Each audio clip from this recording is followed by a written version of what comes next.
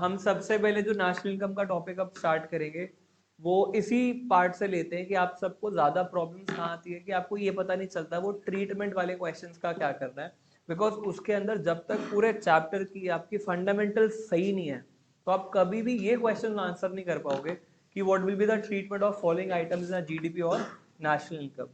अच्छा, इन क्वेश्चंस में दो तरह की सिचुएशंस बनती है। एक कि वो जो आइटम है वो कुछ एक्स्ट्रा ऑर्डिनरी होगी या फिर स्पेशल आइटम होगी जिसका ट्रीटमेंट कुछ और है, या फिर कभी कभी प्रॉब्लम आती है कि आप ये नहीं समझ पाते ये डोमेस्टिक में है या नेशनल में है।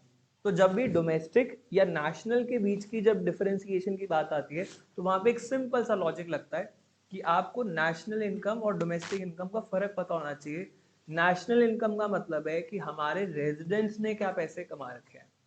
जब भी कोई पूछता है ना व्हाट इज नेशनल इनकम तो हम क्या बोलते हैं, it is the income earned by the residents of a country during the year. तो यहाँ रेजिडेंट्स वर्ड यूज होता है। अब हम ये कभी नहीं बोलते कि उन्होंने पैसा कहाँ कमाया, हमने सिर्फ एक सिंपल सी बात करी थी कि पैसा किसने कमाया, हमारे रेजिडेंट्स ने। ठीक है, तो इसमें दो तरह की इनकम इंक्लूड हो जाएगी।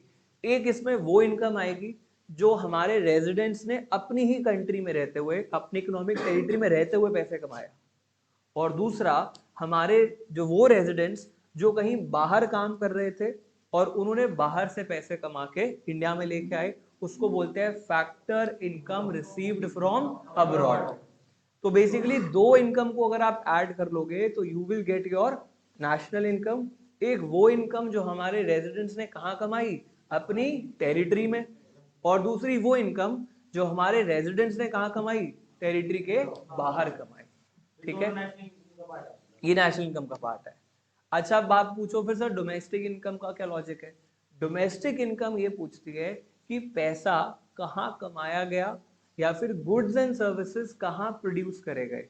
वहां पे हमें इस बात से कोई फर्क नहीं पड़ता कि हमारे पास जो पैसा कमाया जा रहा है वो कमाने वाला कौन है। तो इन दैट केस जब हम डोमेस्टिक इनकम की बात करें वी आर लीस्ट कंसर्न कि पैसा जो है वो कौन कमा रहा है। हो सकता है हमारा रेजिडेंट कमा रहा हो, और हो सकता है कोई नॉन रेजिडेंट यानी कि कोई फॉरेनर है जो इंडिया में आके काम कर रहे हैं वो कमा रहा है। बट वहां पे सिर्फ किस पे ध्यान देना है, टेरिटरी पे। तो दो लॉजिक निकल के आते हैं। आपको यही कंफ्यूजन है ना कि जी नेशनल इनकम और डोमेस्टिक इनकम का लॉजिक समझाओ। तो देखो, नेशनल इनकम किसकी इनकम इंक्लूड करती है, अर्नड बाय रेजिडेंट्स। तो यहाँ पे आपको नॉर्मल रेजिडेंट का कॉन्सेप्ट अच्छे से स्ट्रांगली समझ में आना चाहिए, तो आप ये चीज जज कर लोगे। ठीक है, और यही जब डोमेस्टिक इनकम की बात चल रही है तो आपको क्या देखनी है, इकोनॉमिक टेरिटरी देखनी है। अगर वो आपकी टेरिटरी है तो ऑब्वियसली वो इनकम आपकी डोमेस्टिक इनकम में काउंट होगी। वो गुड्स एंड सर्विसेज अगर आपकी इकोनॉमिक टेरिटरी में प्रोड्यूस हुए हैं तो यहाँ पे काउंट हो जाएंगे। ठीक है, तो रेजिडेंट्स दो तरह से पैसे कमाते हैं। एक विद इन द टेरिटरी कमाए होंगे, और हो सकता है आउटसाइड द टेरिटरी कमा लिए हो।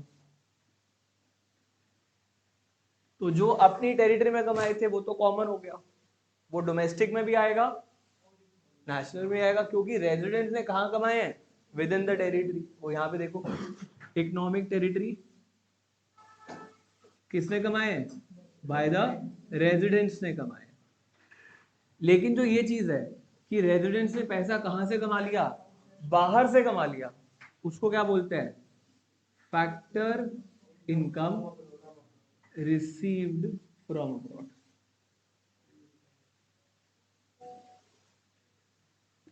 ठीक है, तो इसको आप फीफा जिसको बोलते हो वो यही होती है basically, factor income receive from abroad. इसका मतलब क्या पैसे आपने बाहर से कमाए, लेकिन वो कमाए किसने हैं, आप ही के रेजिडेंट्स ने कमाए। इसका छोटा छोटा एक एग्जांपल भी लेके चलते हैं। I am giving this example कि रेजिडेंट्स ने विद इन द टेरिटरी कमाई हो। तो एग्जांपल रिलायंस एक इंडियन रेजिडेंट कंपनी है या नहीं है, रेजिडेंट कंपनी है। अगर रिलायंस की इंडिया में जितने भी ब्रांचेस हैं उनमें से जितना भी रिवॉर्ड आता है, प्रॉफिट आता है, वो सारा कहाँ पे काउंट होगा, विद इन टेरिटरी है ना। तो देख लो रेजिडेंट भी है और विद इन टेरिटरी भी है, हम यहाँ पे काउंट कर देंगे। लेकिन अगर रिलायंस की कोई ब्रांच है वो कहाँ पे है, इंडिया से बाहर है, तो देखो इकोनॉमिक टेरिटरी का डेफिनेशन क्या है, what is the definition? Economic territory की डेफिनेशन थी सर आपकी एरिया ऑफ गवर्नमेंट की एडमिनिस्ट्रेड, यानी कि the area which is under the direct administration of your government with in which the goods and capital can move freely. तो इसका मतलब ये हो गया कि जो हमारी इंडिया की टेरिटरी है वो इंडिया की लैंड है, लेकिन इंडिया के लैंड के बाहर भी हमारी टेरिटरीज होती हैं, जैसे फॉरेन की एम्बेसी अगर हमारी कंट्री में आ गई तो वो लैंड तो हमारी है, लेकिन वो फॉरेन एम्बेसी हमारी गवर्नमेंट तो नहीं चला रही, तो वो हमारी कंट्री में होते हुए भी हमारी टेरिटरी नहीं है। लेकिन अगर हमारी इंडियन गवर्नमेंट ने फॉरेन कंट्री के अंदर इंडिया की एम्बेसी स्टार्ट कर दी तो वो हमारी टेरिटरी हो जाएगी। समझ में आया? लेट्स टेक एन एग्जांपल, अगर इंडियन एम्बेसी चाइना में है तो चाइना तो हमारी टेरिटरी का पार्ट नहीं है, लेकिन अगर इंडियन एम्बेसी चाइना के अंदर चली जाती है तो वो हमारी टेरिटरी का पार्ट है, because Indian embassy is administered by the Indian government, तो वो हमारा पार्ट है। ठीक है, तो वो तो यहाँ पे चला गया। लेकिन अगर उसके अलावा कहीं से पैसे कमाते हो तो वो हमारे लिए अब्रॉड हो जाएगा। तो मैं एग्जांपल क्या दे रहा हूँ, अगर रिलायंस की एक ब्रांच है, मान लो लंदन में है, चाइना में है, किसी भी और कंट्री में, रेस्ट ऑफ द वर्ल्ड में, तो वो हमारी लैंड पे तो नहीं है। और रिलायंस ऑफिस तो रिलायंस वाले चला रहे हैं, इंडियन गवर्नमेंट तो नहीं चला रही, इंडियन गवर्नमेंट का कोई एडमिनिस्ट्रेशन तो नहीं है उस पर, उसको तो वही रूल्स फॉलो करने पड़ेंगे जिस कंट्री में वो काम कर रहे हैं। अगर रिलायंस यूएसए में एक ब्रांच खोलता है तो यूएसए के सारे लॉज फॉलो करेगा, तो वो हमारी ब्रांच तो नहीं है, मतलब हमारी टेरिटरी तो नहीं है। तो ऐसी इनकम को क्या बोल देंगे कि भाई रिलायंस है तो रेजिडेंट, बट वो कमा कहां से रहा है? बाहर से। तो जितने भी इंडियन बिजनेसमैन अपने बाहर ब्रांचेस खोलते हैं, चाहे टाटा है, चाहे रिलायंस है, चाहे एसबीआई बैंक है, कोई भी अगर इंडियन बिजनेस बाहर अपना बिजनेस ऑपरेट कर रहा है, बाहर से प्रॉफिट कमा के इंडिया में लेके आ रहा है, तो वो सारा क्या होता है? Factor income receive from abroad. अब आप पूछोगे सर यहाँ पे वो नहीं आएगा? नहीं आएगा, क्योंकि डोमेस्टिक इनकम को सिर्फ और सिर्फ कौन सी इनकम चाहिए? टेरिटरी की इनकम चाहिए। तो एक बात बताओ, क्या इकोनॉमिक टेरिटरी में वो आता है? क्या इकोनॉमिक टेरिटरी में वो आता है फॉरेन बिजनेस? तो हमें बस इतना ही देखना है कि अगर कोई भी सिचुएशन ऐसी दिख रही है आपको कि सर यहाँ पे कंफ्यूजन हो रही है, तो सिर्फ यहाँ चेक कर लो कि वो रेजिडेंट है या नहीं, टेरिटरी हमारी है या नहीं। जब ये दोनों चीजें डिसीजन मिल जाएंगे तो आंसर अपने आप आ जाएगा। अच्छा, इसको पूरा कर लेते हैं। Economic territory by the resident, और ये भी हो सकता है बाय आउटसाइडर। आउटसाइडर का मतलब क्या हो गया? Bye non resident. तो अगर कोई पैसे नॉन रेजिडेंट कमा रहा है लेकिन हमारी टेरिटरी में कमा रहा है, तो वो कहां पे आ जाएगा? वो डोमेस्टिक इनकम में आ जाएगा। तो कुछ एग्जांपल्स ले लेते ताकि तुम्हें समझ में आ जाए। लेकिन आप बोलोगे सर वो पैसा हमारे पास तो आया नहीं, इसलिए उस पैसे को क्या बोलते हैं? Factor income paid to abroad. पूरा नाम बोला करो, पेड टू अब्रॉड। अब कुछ एग्जांपल्स एग्जीक्यूट करते हैं और इससे तुम सीख जाओगे।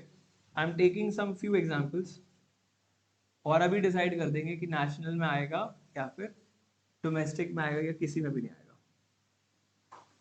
Profit of Reliance from branch in India. ऐसे एक और ले लेते हैं, profit of Reliance from branch in London. फिर ले लेते हैं किसी बाहर की कंपनी का, प्रॉफिट ऑफ माइक्रोसॉफ्ट। चलो बच्चे कह रहे सर माइक्रोसॉफ्ट ले लो, तो profit of Microsoft from branch इन दिल्ली। ठीक है, तो ये हमारे वाला दिल्ली है। ठीक है बेटा, बाहर भी एक है न्यू दिल्ली। चलो, profit of Microsoft from branch इन दिल्ली भी ले लेते हैं। एक और ले लेते हैं, अगर प्रॉफिट ऑफ ऐसी ले लेते हैं माइक्रोसॉफ्ट इन यूएस। ठीक है, अच्छा एक और लेते हैं, salary received by Indian working in US embassy in Delhi, fine. तो अगर ये सारे पॉइंट्स है और हमें ये चेक करना है कि बताओ इसमें आएगा या नहीं आएगा, तो फटाफट से आंसर देते हैं। पहला क्या लिखा है, profit of Reliance from branch in India. आपको इस क्वेश्चन को, हर क्वेश्चन को दो पार्ट्स में बांट देना है, टेरिटरी में और रेजिडेंट में। तो हम सबसे पहले ऐसे लेते हैं, रिलायंस इंडियन रेजिडेंट है या नहीं है, रेजिडेंट कंपनी है, तो ये रेजिडेंट तो है, तो ये किस में जाएगा, नेशनल में तो पक्का जाएगा। अब दूसरी बात आती है, ब्रांच कहां पे है, इंडिया में, तो जो ब्रांच इंडिया में है वो इंडियन टेरिटरी का पास है, तो अब ये टेरिटरी भी हमारी है, तो ये डोमेस्टिक में भी आएगा, यानी कि ये डोमेस्टिक में भी जा रहा है, डोमेस्टिक मतलब डीपी डोमेस्टिक प्रोडक्ट, और ये नेशनल में भी जा रहा है, मतलब नेशनल प्रोडक्ट। रीजन बता रहा हूं फिर से, अगर कोई आपसे पूछ ले व्हाई इन द नेशनल, तो बोलो बिकॉज ये इंडियन कंपनी है, रेजिडेंट है हमारा। और पूछेगा कि डोमेस्टिक में क्यों लिया, बिकॉज वो ब्रांच इंडिया में थी।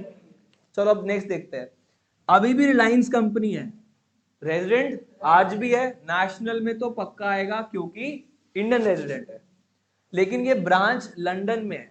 सर लंदन की ब्रांचेस हमारी इंडिया की नहीं है, इट्स आउटसाइड द टेरिटरी, तो वो डोमेस्टिक में तो नहीं आएगा, तो डोमेस्टिक में नहीं आएगा, सिर्फ नेशनल में आएगा। इसको ही क्या बोलते हैं, factor income receive from abroad. चलो आगे देखते हैं, माइक्रोसॉफ्ट का प्रॉफिट आ रखा है, तो सर माइक्रोसॉफ्ट एक फॉरेन कंपनी है, इट्स नॉट इंडियन कंपनी, तो हमारा रेजिडेंट नहीं है, इसका मतलब नेशनल में तो नहीं आएगा, नेशनल में तो क्रॉस कर दो। लेकिन ये जो ब्रांच है वो दिल्ली में है, तो ये तुम्हारी टेरिटरी में हो गई, तो जो भी पैसा हमारी टेरिटरी में आता है, इकोनॉमिक टेरिटरी, चाहे वो नॉन रेजिडेंट क्यों ना हो, वो काउंट होगा। तो बस सीधा क्या बोलोगे, यस। मैं यहां पे लिख देता हूं कि डोमेस्टिक प्रोडक्ट में काउंट होगा, नेशनल में नहीं होगा। कहीं ये मत सोचना कि आपने डीपी पे क्रॉस लगा दिया है, मेरे कहने का मतलब था डोमेस्टिक में आ रहा है, नेशनल में भी आ रहा है, ये डोमेस्टिक में नहीं आ रहा, नेशनल में आ रहा है, ठीक है, और ये डोमेस्टिक में आ रहा है बट नेशनल में नहीं आ रहा, तो इसको क्या बोलते हैं, factor income paid to abroad. वो पैसे जो बाहर वाले आए, हमारी कंट्री में कमाया, पोटली बांधी और ले गए। अच्छा चलो इसको नेक्स्ट देखते हैं, profit of Microsoft in USA. क्या माइक्रोसॉफ्ट अगेन हमारी कंपनी है, तो नेशनल में तो नहीं आएगा। अब ये यूएसए में ब्रांच है, तो हमारी टेरिटरी भी नहीं है, तो सर ये यहां पे भी नहीं आएगा, यहां पे भी नहीं आएगा, इसका मतलब ये कहीं नहीं आएगा। समझ में आ गया, क्योंकि ना तो रेजिडेंट अपना है ना टेरिटरी अपनी है, हम कौन, बच्चे कह रहे खाम खा। तो salary receive by Indian working in US embassy in Delhi. दोबारा से देखो, जो इंडियन किसी भी फॉरेन एम्बेसी में जॉब करता है, तो देखो ये एक एक्सेप्शनल रूल होता है, कोई भी स्टाफ अगर किसी एम्बेसी में जॉब करता है, तो एम्बेसी का स्टाफ हमेशा अपनी कंट्री को बिलोंग करेगा। एग्जाम्पल, यूएस एम्बेसी में अगर बाहर से यूएसए से आके यूएस स्टाफ काम कर रहा है, तो वो यूएसए का रेजिडेंट है। लेकिन अगर इंडिया लोकल, अच्छा कभी कभी इंडियन नहीं लिखेंगे, वो आपको क्यों हिंट दें, वो आपको ऐसा लिख सकते हैं, लोकल रेजिडेंट्स, या फिर वो बोल सकते हैं local employees receive the salary from US embassy in Delhi. तो यहाँ पे लोकल का मतलब होता है जो एरिया वाइज लोकल हो।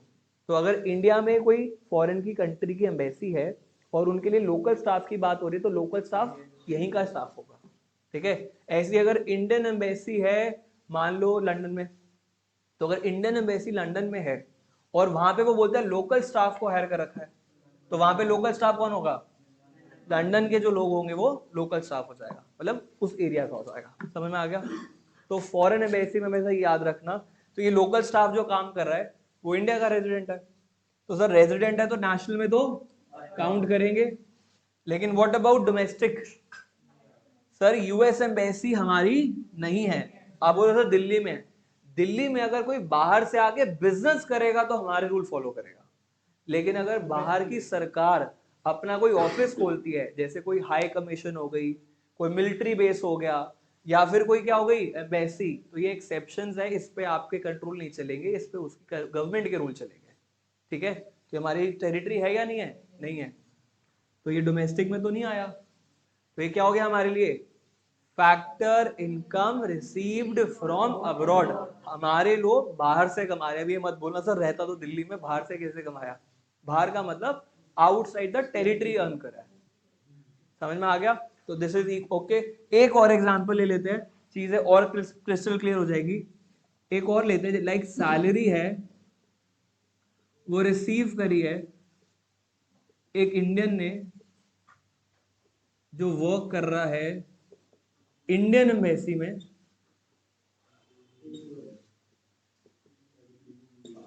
In USA. अब बताओ कहां आएगा? सर पहली बात तो ये इंडियन है, एम्बेसी का स्टाफ अपनी कंट्री का, तो ये इंडियन हमारी कंट्री का रहेगा, काउंट होगा रेजिडेंट में या नहीं होगा? तो नेशनल में तो आएगा। व्हाट अबाउट इंडियन एम्बेसी, हमारी है, काउंट होगा या नहीं होगा? तो सर दोनों में आएगा, इसमें कोई बाहर का रूल ही नहीं लगा, टेरिटरी भी हमारी, रेजिडेंट भी हमारा। अब तो नहीं आएगा कोई डाउट? तो जल्दी से फटाफट से ये चार्ट भी ड्रॉ कर लो, आपको याद रहेगा, और नीचे क्वेश्चंस कर लो। साथ ही साथ एग्जाम में जाने से पहले आपका क्या काम है? सिर्फ आपने चार्ट पढ़ना है और आपने ये क्वेश्चन एक बार दोबारा रिवाइज करने हैं, गुड टू गो। ऐसे ही हर टॉपिक के फ्लो चार्ट्स बनाओ और उसके साथ कुछ प्रैक्टिस क्वेश्चंस एक पेज पे करता चलो। ये कब काम आएंगे? वो जो 3-4 छुट्टियां है ना एग्जाम के बीच में, उस टाइम पे पूरी पूरी थ्योरी नहीं पढ़ सकते, मोटी मोटी बुक सॉल्व नहीं कर सकते। आप सिर्फ एक काम करना, टेरिटरी कॉन्सेप्ट या ये नेशनल कॉन्सेप्ट रिवाइज करना है, यहाँ से रिवाइज कर लो, खत्म हो जाएगा। ठीक है, करो जल्दी जल्दी से नोट। अब देखो इधर, हमने नॉर्मली ये तो सीख लिया कि नेशनल और डोमेस्टिक में कौन सी आइटम्स का डिफरेंस आएगा, बट अब जितने भी ट्रीटमेंट्स में करवाने वाला हूँ वो दोनों में कॉमन होंगे।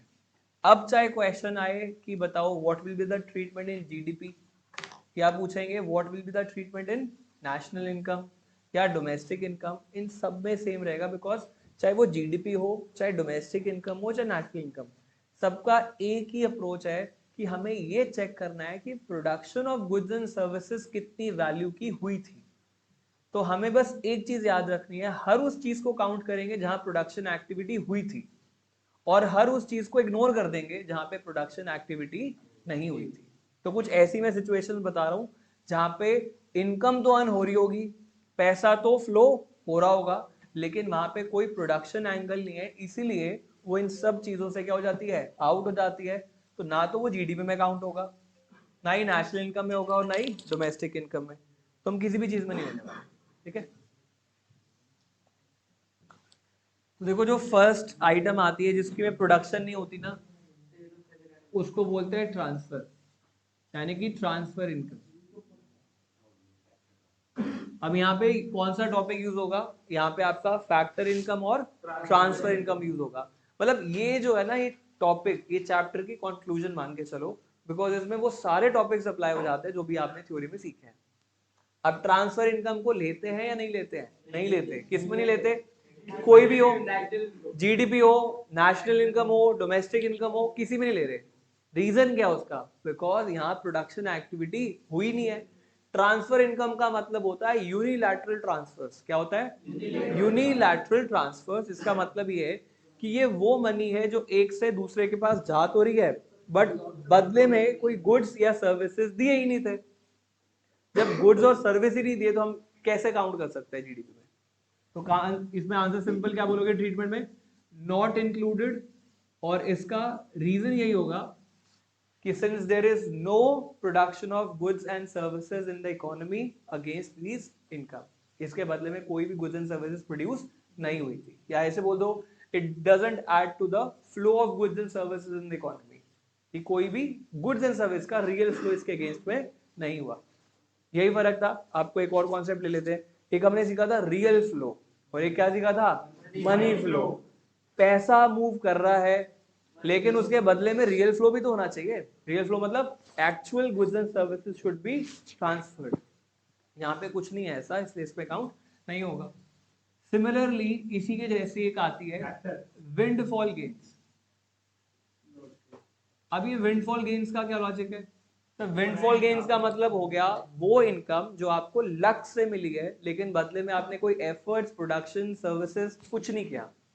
एग्जाम्पल, लॉटरी से पैसे कमाए, कौन बनेगा करोड़पति में आपका कॉन्टेस्ट से जीत गए, घर बैठो खेलो, कॉन्टेस्ट चल रहा है आजकल, क्वेश्चन आंसर किया आ गया। कोई क्रॉसवर्ड पजल सॉल्व करी, कोई क्रॉसवर्ड पजल सॉल्व करी आपने, उससे आपको पैसे मिल गए। तो ये जो भी पैसे आप कमा रहे हो विंडफॉल गेन्स है, उनको काउंट नहीं करता है, वो अलग चीज है। विंडफॉल मतलब लक से पैसे भी आए, ठीक है। हाँ, अब इसमें कुछ भी डाल देना, आप कोई भी किसी भी तरह की विनिंग डाल सकते हो। तो ऑब्वियसली सेम आंसर है, नॉट इंक्लूडेड। और रीजन क्या रहेगा? Because there is no flow of goods and services against these incomes. इसके अलावा अब हम लेते हैं कैपिटल गेन्स। कैपिटल गेन्स में भी आपके पास कोई प्रोडक्शन एक्टिविटी हुई नहीं, इस वजह से आप उसको नहीं लेते हो। अब सीखो what is capital gain. Profit या फिर gain on sale of asset. कोई भी किसी भी तरह की अगर आपने एसेट बेची है तो उसको हम कैपिटल गेन बोलते हैं, और इस प्रॉफिट को, इस गेन को कभी भी काउंट नहीं करेंगे। रीजन अभी भी सेम है, there is no flow of goods and services, no production activity is taking place in the economy. Example देता हूं मैं यहाँ पे, सेल ऑफ एसेट में आप ले लो sale of land, sale of shares, ठीक है।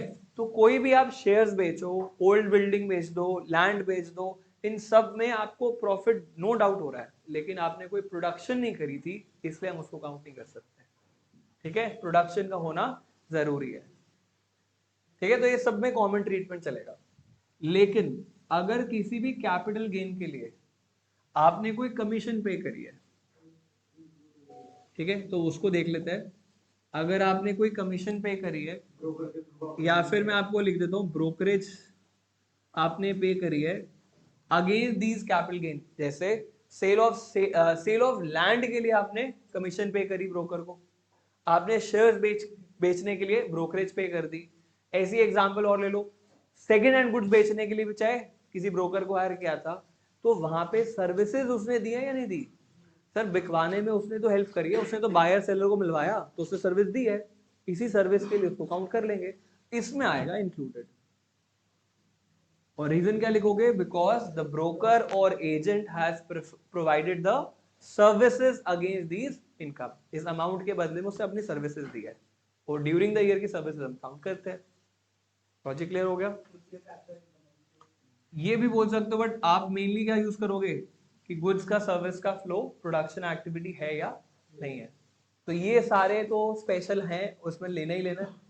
कुछ चीजें अब इसके अलावा भी आती है जो थोड़ी एक्स्ट्रा ऑर्डिनरी है, जैसे अगर कभी आपके पास क्वेश्चन आता है, हमने प्रोडक्शन करी, मैंने कहा ठीक है, लेकिन वो करी है सेल्फ कंजम्पशन के लिए, क्या काउंट होगी? देखो जी, सेल का तो मैंने कभी लॉजिक बोला ही नहीं, मैं हमेशा से बार बार क्या बोल रहा हूँ, प्रोडक्शन होनी चाहिए।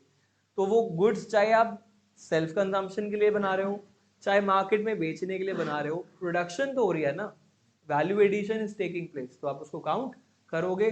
अगेन इसका आंसर भी इंक्लूडेड में ही आता है, ठीक है, क्योंकि आपने वहां पे क्या करी है, गुड्स प्रोड्यूस करे। तो जो भी ऐसी सर्विसेज प्रोड्यूस हो रही है वो कहाँ आएगी? चाहे ये वाली थी फोर्थ, चाहे फिफ्थ, ये भी आएगी। कौन से मेथड में? वैल्यू एडेड मेथड में आएगी, वैल्यू ऑफ आउटपुट। अब जरा थोड़ा सा सीख लो, जो आपका वैल्यू एडेड मेथड है वो आपको क्या सिखाता है कि एक प्रोड्यूसर ने जितने भी गुड्स एंड सर्विसेज प्रोड्यूस करी थी, उससे उसका कंट्रीब्यूशन जीडीपी में क्या गया। तो उसमें आप दो चीजें लेते हो, एक वैल्यू ऑफ आउटपुट, और उसमें से आप इंटरमीडिएट कंजम्पशन माइनस कर देते हो। मेरा अब नेक्स्ट टॉपिक वही होने वाला है, मैं उसको बता दूंगा कि वो डबल काउंटिंग की वजह से उसको हटा देते हैं। बट अभी क्या याद रखना है कि सर हम वैल्यू एडेड निकालने के लिए क्या करते हैं, वैल्यू ऑफ आउटपुट, यानी कि जो प्रोडक्शन आपने करी थी उसमें से इंटरमीडिएट कंजम्पशन, यानी कि जो प्रोडक्शन के लिए आपने रॉ मटेरियल वगैरह या डायरेक्ट सर्विसेज ली थी, उसको माइनस कर दो, क्योंकि हम डबल काउंटिंग नहीं करना चाहते। इंटरमीडिएट गुड्स वो होते हैं जो एक फर्म खरीदती है, कभी भी कंज्यूमर इंटरमीडिएट गुड्स नहीं खरीदते। जो भी इंटरमीडिएट कंजम्पशन है वो सिर्फ किसकी होती है? फर्म की, ठीक है। अब फर्म ने क्या करना उसका, या तो एज इट इज बेच दिया प्रॉफिट ऐड करके, या फिर आपने उसको कन्वर्ट कर दिया किसमें? फाइनल गुड्स में। तो फाइनल गुड्स में इंटरमीडिएट गुड्स की ऑलरेडी वैल्यू इंक्लूडेड है, तो अगर हम दोबारा लेंगे तो डबल काउंटिंग हो जाएगी, इसलिए हम क्या कर देते हैं, हटा देते हैं और चेक करते हैं कि भाई रिमेनिंग आपकी एडिशन, वैल्यू एडिशन क्या था। मान लो 200 रुपए का कपड़ा लाए, उसकी कटिंग वगैरह करके स्टिचिंग करके हमने उसकी एक शर्ट बना दी, शर्ट की वर्थ आती है 500 रुपए, तो वो 500 रुपए की शर्ट में 200 का कपड़ा ऑलरेडी एडेड है ना। तो उस प्रोडक्शन वाले ने, जैसे एग्जाम्पल कोई टेलर था जिसने वो बनाई, तो उसकी सर्विसेज कितने की हुई, 300 की, 200 का कपड़ा तो पहले ही तैयार था। समझ में आ गया। तो लॉजिक क्या लगाना है कि चाहे प्रोडक्शन अपने लिए करो चाहे मार्केट के लिए, काउंट होगा।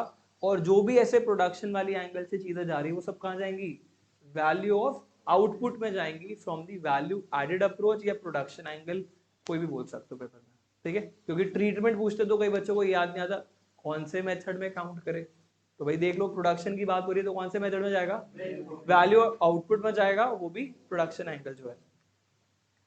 चलो नेक्स्ट सर, यहाँ पे अगर सर्विसेज हो और मैं यहाँ पे लिख देता हूँ डोमेस्टिक सर्विसेज, जैसे कंजम्पशन के लिए गुड्स थे, ऐसी अगर डोमेस्टिक सर्विसेज हो तो क्या वो डोमेस्टिक सर्विसेज को लेते हैं। एग्जाम्पल ले लेता हूँ, हाउसवाइफ की सर्विसेज या किचन गार्डनिंग। तो जो भी आप किचन गार्डनिंग करते हो या फिर हाउसवाइफ की जो सर्विसेज होती हैं वो डोमेस्टिक हाउस होल्ड सर्विस है। अब ये नहीं है कि वो सर्व नहीं करे, सर्विस तो दे रहे हैं, स्टिल हम इनको बाहर छोड़ देते हैं, जीडीपी वगैरह में काउंट नहीं करते, बिकॉज इसके अंदर आपको वैल्यू एस्टिमेशन नहीं मिलेगी। आप कैसे एस्टिमेट करोगे कि एक घर अपने आप का, अगर मतलब घर वाला इंसान अगर घर संभाल रहा है कि घर पे कोई हॉबी से कुछ कर रहा है, तो उसकी मॉनिटरी वैल्यू तो निकल ही नहीं सकती। तो क्योंकि इसकी मॉनिटरी वैल्यू हमें पता नहीं है, इसलिए हम इसको छोड़ देंगे, we are not going to count it because इसकी वैल्यू एस्टिमेट नहीं हो सकती। तो अगेन आंसर इसका यही होगा, no, it's a non marketable transaction, तो इसकी वैल्यू एस्टिमेट नहीं हो सकती।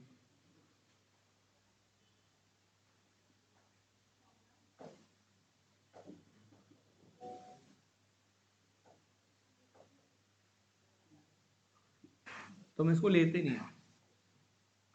तो ये आपको ऐसे देख लो, ये नहीं लेते, ये नहीं लेते, ये नहीं लेते, ये लेते हैं, ये लेते हैं और ये नहीं लेते, ठीक है। ओके जी। इसके बाद एक और चीज देखते हैं, अगर वहां पे अभी बातों बातों में सीख ही लिया तो लिख ही लेते हैं कि इंटरमीडिएट गुड्स को कभी भी काउंट नहीं करना, और गुड्स के साथ साथ एक्सपेंसेस, इंटरमीडिएट गुड्स, एक्सपेंसेस, ये जो भी है ये आप बताओ लेंगे या नहीं लेंगे, तो आंसर क्या है, नॉट इंक्लूडेड। अब इसका रीजन क्या था, टू अवॉइड डबल काउंटेड। अब आप डबल काउंटिंग नहीं करना चाहते, आपकी इंटेंशन ये है कि एक चीज एक ही बार काउंट होनी चाहिए, अगर डबल काउंटिंग हो रही है तो आप उसको काउंट नहीं करोगे। तो ये हो गया, नहीं लेते हैं, ऐसे ही ले लेते हैं सेकेंड हैंड गुड्स।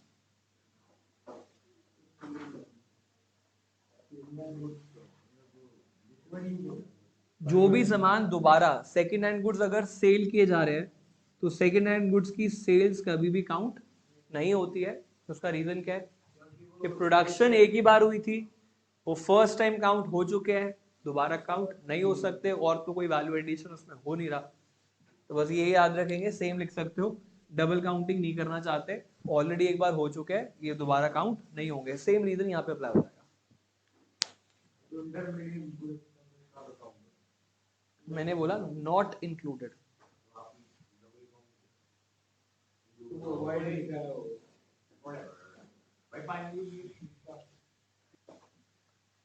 चलो तो ये सारे हो गए।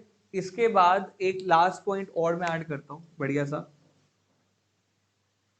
इंटरेस्ट, ठीक है। एक और पॉइंट ले रहे हैं इंटरेस्ट का। अब ये इंटरेस्ट का क्या लॉजिक है, अब ये मान के चलो ये सबसे स्पेशल आइटम है इंटरेस्ट। क्यों, इंटरेस्ट तब काउंट करते हैं जब वो प्रोडक्टिव एक्टिविटी के लिए हो, बिकॉज सब कुछ प्रोडक्शन एंगल से ही चल रहा है।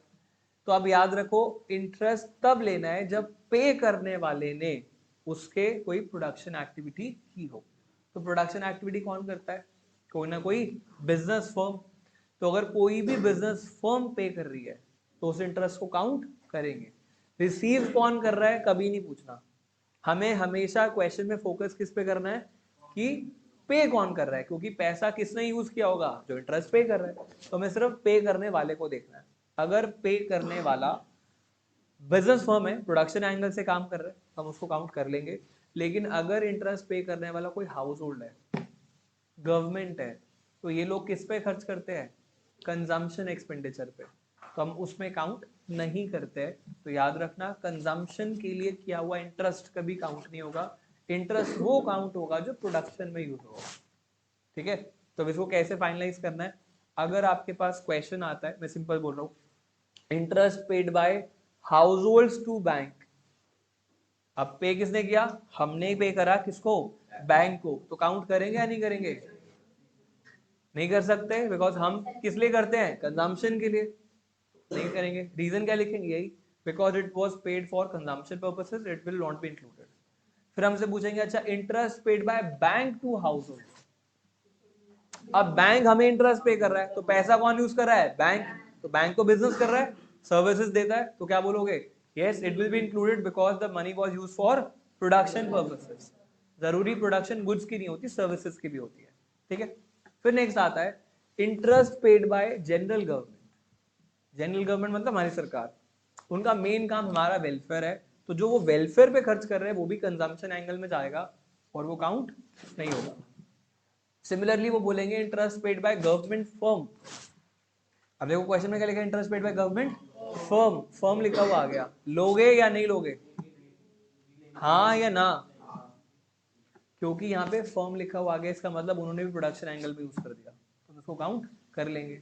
अच्छा वो बोलेंगे इंटरेस्ट ऑन नेशनल डेट या नेशनल डेट इंटरेस्ट, तो ये भी पब्लिक के वेलफेयर के लिए खर्च किया गया है, इसको भी काउंट नहीं करना, आपने सिर्फ फर्म वाला लेना है या बिजनेस वाला लेना है। ठीक है, तो ये national debt interest, interest on public debt, ये सब काउंट नहीं होता। ठीक है, क्यों, बिकॉज कंजम्पशन एंगल के लिए। सारे तरह के इंटरेस्ट सिखा दिए, तो यहाँ पे क्या लिखोगे, इंक्लूड करना है, लेकिन यहाँ पे नोट क्या लिख रहा हूं, only if it was paid for production purpose, चाहे वो प्रोडक्शन गुड्स का था चाहे सर्विसेज का था, प्रोडक्शन एक्टिविटी में यूज हो रहे तो काउंट कर लो, अदरवाइज छोड़ दो। इसके अलावा आपके पास और कोई चॉइस नहीं होती है। ठीक है, करो इसको, नोट करो फटाफट से, फिर आगे कुछ और आइटम्स बताता हूँ।